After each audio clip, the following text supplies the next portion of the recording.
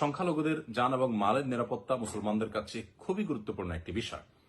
আমি আমাদের সম্মানিত ফলোয়ার্স এবং দেশের সর্বস্তরের মানুষের প্রতি উদাত্ত আহ্বান রাখতে চাই যে আমাদের প্রত্যেকের যার যার এলাকার সংখ্যালঘুদের জান মাল, তাদের বাসাবাড়ি, তাদের স্থাপনা এবং উপাসনালয়গুলো যেন সকল প্রকার হামলা, সকল প্রকার আক্রমণ এবং দুষ্ট চক্রের সকল অনাচার থেকে মুক্ত থাকে, নিরাপদে থাকে, বিষয়ে আমাদের প্রত্যেককে সজাগ দৃষ্টি রাখতে হবে।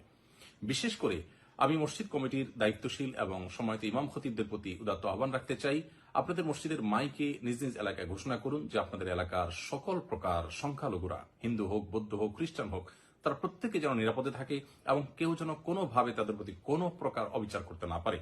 কোনো দুষ্ট বা অপরাধী চক্র যদি তাদেরকে কোনো ক্ষতি করতে চায়, এলাকাবাসী যেন সম্মিলিতভাবে সেটাকে প্রতিহত করে, এ বিষয়ে আপনারা মসজিদের মাইকে ঘোষণা করুন। সেই সাথে মাদ্রাসা শিক্ষার্থী সহ সর্বস্তরের শিক্ষার্থীদেরকে আমি অনুরোধ করতে চাই, আপনারা অনেক কষ্ট করেছেন, আরেকটু কষ্ট করুন।